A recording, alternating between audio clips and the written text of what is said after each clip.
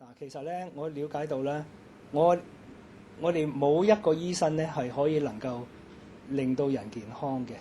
咁其實呢個創意健康店咧，就係我哋嗰個藥店，即係我哋嘅食物嚇，我哋個健康嘅用品、健康嘅食物咧，就係我哋嘅真正嘅藥物嚟嘅。咁所以我哋嘅成個健康店嘅概念咧，就係由此而嚟嘅。即係問我哋你個藥，你嗰個原來嗰個藥櫃喺邊處啦？我藥櫃就係嗰個健康嘅食物，然後健康嘅用品。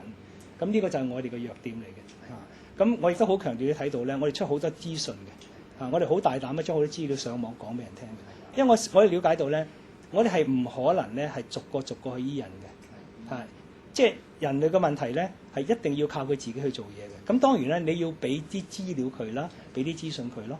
咁呢個你都睇到咧，點解我最近咁提出嗰個不良醫藥廣告條例咧？即係點解香港人會咁無知咧？咁其中有一樣嘢咧，就我哋香港人都唔了解咧，就係我哋個所謂不良醫藥廣告條例嗰個禍害係邊處？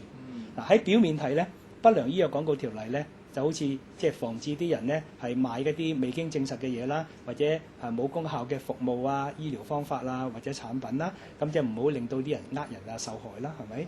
咁即係好多人咧睇到呢個條例咧，睇個名睇個名咧就好似話原來係個目的係咁樣嘅。但係如果你真正睇讀翻佢個內容咧，其實完全唔係咁一回事嘅。佢基本上咧係將課本裏邊嘅95%嘅人類健康嘅問題咧，都列埋咧係冇人能夠聲稱任何產品、任何嘅醫療嘅方法能夠舒緩或者幫助90%幾書本所講嗰啲問題嘅。咁佢唔係話你係因為未經證實喎，佢唔係話因為冇科學根據喎，佢總之係咧唔準講。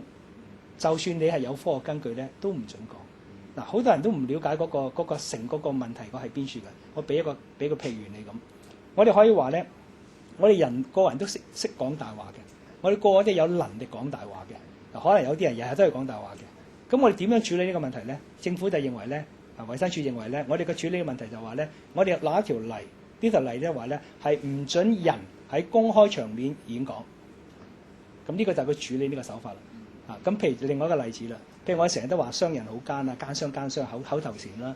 咁我點處理呢個問題咧？咁我立例咧就禁止啲人從商。你知唔知你了解一個問題？你根本係完全咧係扼殺資訊自由嘅條例嚟嘅。表面咧係保護一啲人，其實咧係扼殺醫療資訊嘅自由嘅。咁其實呢個係一個好犀利嘅殺手鐧嘅。香港人即係好多人背後都唔了解嘅，包括好多喺政治方面、喺其他方面即係好有智慧嘅人咧。但係面對呢條條例咧，佢哋完全係唔知道嘅。其實呢條條例咧係比嗰個23條條例咧係差得仲多嘅。但係已經存在咗好耐嘅啦。因為呢種咁樣嘅條例存在咧，令到咧好多時候咧傳媒咧係冇辦法講呢個資料㗎。我好多時候去電台啊、電視台啊接受訪問嘅時候咧，佢哋就認為：哎呀，你唔可以咁講，你唔可以咁講。